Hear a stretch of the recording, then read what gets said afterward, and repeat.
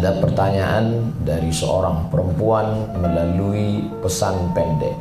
Ustaz, bagaimana kalau saya setiap mau sholat harus mencuci babi lebih dahulu? Emosi kita yang tidak mengenal pesan ini datang dari mana, ini nomor siapa, adalah marah. Karena mungkin orang ini ingin menguji keilmuan kita. Mengapa dia mesti mencuci babi dulu sebelum sholat? Kamu siapa? Apa urusan kamu dengan binatang najis kotor ini? Mohon maaf Ustaz, saya bekerja di luar negeri, dan di negeri ini saya bekerja di tempat non muslim, dan sebelum sholat zuhur saya harus mencuci binatang najis yang tidak dibenarkan dalam Islam ini. Kenapa tidak pulang? Saya harus makan apa? Mereka pergi bekerja bukan untuk cari kaya. Mereka bekerja untuk mencari makan sesuap nasi dan untuk menyambung hidup pendidikan anak-anak yang diharapkan akan dapat memperbaiki nasib di masa akan datang. Jawabannya sama seperti jawaban yang lain. Ambillah tanah, campur dengan air, basuh tanganmu yang bekas mencuci kotoran najis berat itu dengan 7 kali air suci bersih, salah satunya bercampur dengan air tanah. Nanti sholat asar bagaimana Ustaz? Ulang lagi sekali lagi. Mau sholat maghrib nanti cuci lagi. Kita sudah sampai pada level tidak lagi menangis meninggalkan anak karena itu biasa, tidak lagi menangis meninggalkan keluarga karena itu biasa, tapi menangis ketika membaca perih sakitnya hati saudara kita hanya untuk mencari kehidupan, menyambung nikmat hidup yang diberikan Allah Subhanahu wa Ta'ala. Di tempat lain, pesan pendek bertanya, bagaimana kami yang tidak pernah sholat Jumat? Padahal hadis Nabi jelas, man tarakal jumu'ata salasa marratin tahawunan. Siapa yang meninggalkan sholat Jumat 3 kali berturut-turut tahawunan, karena sepele, taballahu ala qalbi, Allah mengunci hatinya. Miskin bukan penderitaan, sakit bukan laknat, yang paling mengerikan adalah buta bukan pada mata. Khatamallahu ala qulubihim, hati terkunci, wa ala sam'ihim, telinga tersumbat, wa ala absarihim ghishawah, mata tertutup. Salah satu penyebab hati terkunci, telinga tersumbat, mata tertutup adalah meninggalkan sholat Jumat karena sengaja. Kenapa kamu berani meninggalkan sholat Jumat? Saya meninggalkan sholat Jumat karena atasan tidak mengizinkan Ustaz. Betapa di negeri mayoritas kita tidak prioritas. Maka nikmat besar yang perlu disyukuri adalah ketika masih bebas bekerja, mencari makan di negeri sendiri, gemah ripah loh janawi, tongkat dan batu jadi tanaman indah, makan terjaga, tapi ibadah juga terpelihara. Makan bisa tersambung, bahkan mungkin bukan sekedar makan, bisa membeli rumah, kendaraan, anak sekolah, bisa menabung haji dan umrah, tapi sholat tetap tidak tinggal, dapat sholat berjamaah. Inilah nikmat besar yang tidak diperoleh oleh orang lain. Sukses selalu diukur sebagaimana banyaknya hartamu. Sukses selalu jadikan standar barometernya setinggi apa kekuasaan. Tapi bahagia bukan di rumah yang besar, bahagia bukan di kendaraan yang mewah, bahagia terletak di lubuk hati yang dalam. Oleh sebab itu banyak orang sukses tapi tidak bahagia, karena standar sukses materi, sedangkan standar bahagia adalah hati. Ala fil jasadi mudghah, ketahuilah dalam badanmu itu ada segumpal. Idza salahat salahal jasadu kulluh. Kalau yang segumpal itu bahagia, wajahmu cerah, tatapan matamu tajam, telingamu terang benderang. Hati disebut dengan hati nurani, diambil dari kata nur, cahaya.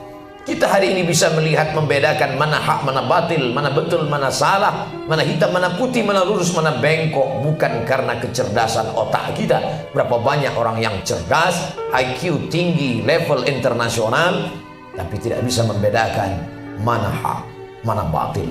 Yang hari ini berada di dalam masjid, dia sedang berada dalam hak, kebenaran. Yang di saat sama azan Jumat berkumandang, fas'au ila dzikrillah, bersegeralah mengingat Allah. tapi berada di luar rumah Allah, tidak ada uzur syar'i, alasan sedikit pun.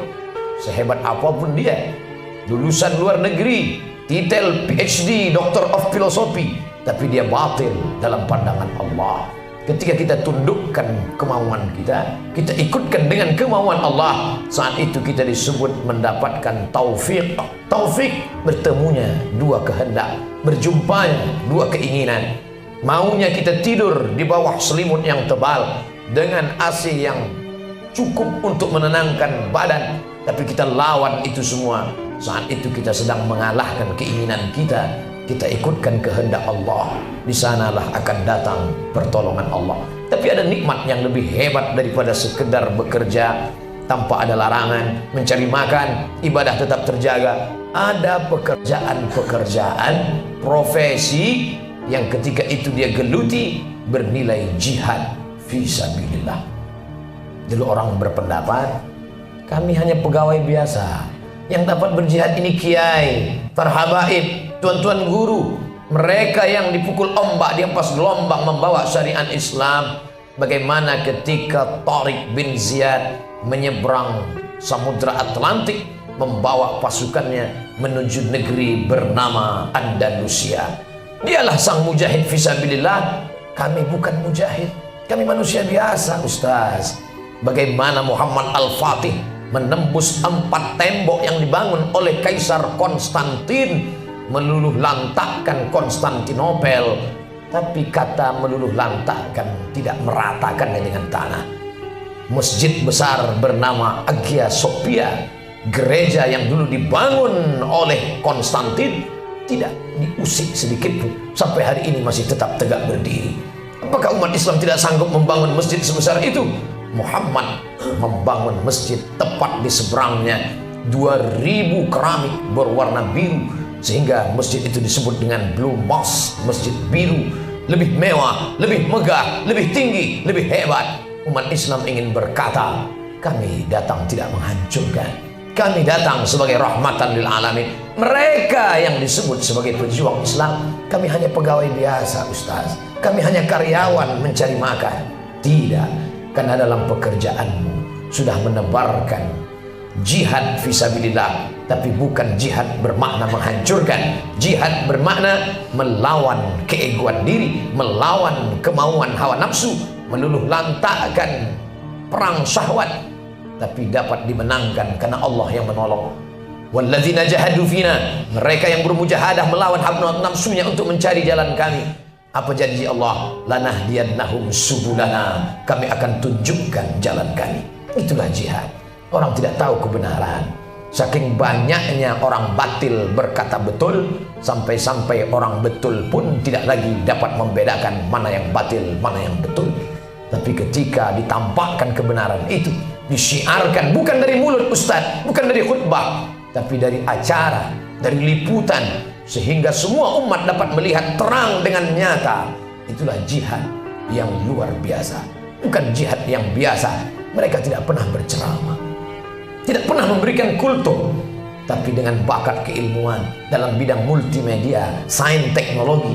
Betapa jihad bukan lagi dengan pedang, jihad bukan lagi dengan anak panah. Tidak ada usus yang robek, tidak ada lidah yang patah, tidak ada jantung yang terburai, tapi yang ada hanyalah memberikan pengetahuan, mencerdaskan umat. Inilah amal yang besar. Dalam satu hembusan nafas ada berita, dalam satu hembusan nafas ada zikir. Diamnya adalah fikir, geraknya adalah zikir, langkahnya adalah amal. Keluar dari rumah dengan niat Bismillahirrahmanirrahim, la haula wala quwata illa billah. Rezeki dapat, rahmat berlimpah, barakah turun, mencerdaskan umat. Inilah orang yang paling beruntung. Qad aflaha, mereka beruntung. Siapa itu orang yang beruntung? Al-mu'minun, mereka yang percaya bahwa di dalam tetes rezekinya ada pendidikan untuk umatnya. Siapa yang beruntung? Mereka yang percaya bahwa di dalam pekerjaannya mengandung jihad fisabilillah. Pakaiannya bukan pakaian ulama, jauh dari sorban, jauh dari aksesoris, tapi Allah bukan melihat pakaianmu. Innallaha la yanzuru ila ajsamikum, Allah tidak melihat bentuk tubuhmu, wala ila suwarikum, Allah tidak melihat rupa wajahmu, walakin yanzuru ila qulubikum.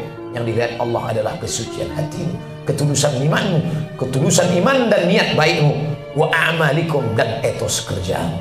Langkahkan kakimu, niatkan jihad fisabilillah. Setiap hembusan nafasmu, setiap gerak jari tanganmu, setiap kedipan matamu, semuanya bernilai ibadah. Terwujudlah firman Allah, wa ma khalaqtul jinna, tidak aku ciptakan jin wal insa, dan manusia, illa liya'budun, kecuali untuk beribadah kepadaku.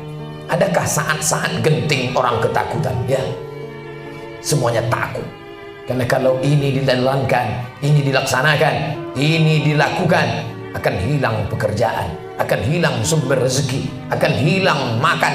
Mereka lupa bahwa yang sejengkal di atas pusar, sejengkal di bawah pusar, itu semua hanyalah dunia kuasa Allah. Tapi ketika ketakutan itu hilang, Allah berfirman, ala inna awliya Allah, orang yang menolong agama Allah, la khaufun, tak ada takut dalam hatinya, walahum yahzanun, tak ada sedih dalam hatinya. Itu dulu yang dikatakan Abu Bakar Siddiq ketika dikejar di dalam gua bernama Thor. Ya Muhammad, ya Rasulullah, mereka sedang mengejar kita, semuanya ketakutan, satu kota Makkah ketakutan. Tapi ternyata apa kata Allah? La tahzan. Kalimat Nabi dalam gua la tahzan menjadi inspirasi Aid Al-Qarni dalam penjara. Keluarlah buku bestseller, Don't Be Sad. Jangan takut, jangan cemas, jangan sedih, karena mereka hanya dapat menakuti zahirmu, batinmu membuat engkau tetap bergerilya. La tahzan, jangan takut, innallaha ma'ana, Allah bersama kita. Ribuan tahun sebelum itu, Musa, the Moses, juga merasakan ketakutan yang sama. Ketika Fir'aun mengejar, akan menyeberang Laut Merah, apa kata Bani Israel? Inna lamudrakun, kita akan tertangkap Musa. Lihatlah Fir'aun beserta bala tentaranya, mereka akan menangkap kita. Apa kata Musa menjawab dengan lantang? Kalla, sekali-kali tidak. Inna ma'iya rabbi sayahdin, bersamaku ada Tuhan yang tidak pernah mati, yang tidak pernah tidur, yang maha kuasa. Detak jantung Fir'aun itu adalah dalam genggaman tangannya. Nafas Fir'aun itu ada dalam kuasanya. Satu kali hembusan teriakan malaikat, hancur lebur. Innama amruhu idza arada syai'an ayaqula lahu kun fayakun. Itu yang tidak dapat dibangkitkan oleh motivator dengan segala kehebatan di convention hall bintang 5. Itu yang tidak dapat dibangkitkan oleh para petinggi penguasa, karena mereka hanya dapat membangkitkan dengan materi. Kamu berbuat ini akan dapat ini, kamu melakukan ini akan dapat bonus ini. Tapi ada sesuatu yang dijanjikan Allah, mala a'yunun ra'at, tak dapat dilihat oleh mata, wala uzunun sami'at, tak pernah didengar oleh telinga, wala khatara ala qalbi bashar, tak pernah terlintas di hati manusia. Itulah yang membangkitkan motivasi, itulah yang membuat kita terus beramal. Al-istiqamah, istiqamah kita di jalan ini, khairum min alfi karamah, lebih hebat daripada 1000 karamah. Idza ra'aitar rajul, kalau kau lihat ada orang yamshi 'alal ma', berjalan di atas air, yatiru fil hawa, terbang di atas awan, la tartar, jangan tertipu, karena setan iblis pun bisa melakukan itu. Tapi pandanglah pada istiqamah. Istiqamah menyuarakan kebenaran, istiqamah menampakkan yang tidak tampak oleh manusia, tapi karena jasa otakmu, karena kerja tanganmu, karena kehebatan ilmumu. Hampir 300.000 juta miliar manusia dapat menyaksikannya di seluruh dunia. Maka inilah jihad yang luar biasa. Ingat, Fir'aun mati, Musa juga meninggal. Hari berganti, musim berubah. Isa diangkat oleh Allah, tidak lagi tampak di atas muka bumi. Tapi Herodes juga mati, terkapar dimakan cacing tanah. Musim berubah, zaman berganti. Manusia itu juga isinya perdebatan, pergolakan antara hak dan batil. Datang Muhammad SAW, muncul Abu Lahab, Abu Jahal. Di mana mereka sekarang? Semuanya mati, meninggal. Manusia hanyalah tokoh-tokoh yang berada di atas panggung. Ketika sinema berakhir, opera bubar, semua tokoh masuk ke dalam kotak yang sama. Manusia mati, meninggalkan nama. Nama apa yang kita ingin tinggalkan? Fir'aun pernah meninggalkan nama, tertulis dalam Quran. Qarun pernah meninggalkan nama, ada dalam Al-Quran, dibaca manusia. Tapi nama yang baik, itu yang akan dikenang sepanjang zaman. Kita berbuat bukan karena ingin nama kita dikenang, tapi karena kita ingin memboking satu tempat yang kalau kita baik di sini, sedangkan rumput dituai tumbuh juga, padi belum tentu tumbuh. Konon lagilah rumput itu yang engkau tanam, takkan mungkin padi yang tumbuh. Tanamlah padi, mungkin akan tumbuh rumput, tapi lambat laun dia akan hilang. Tapi padi yang pernah ditanam, dituai, dimasak, melahirkan setetes dua tetes darah, akan menjadi energi positif di masa akan datang. Itulah yang akan menolong di hadapan Allah. Isma syi'ta, hidup sesuka hatimu.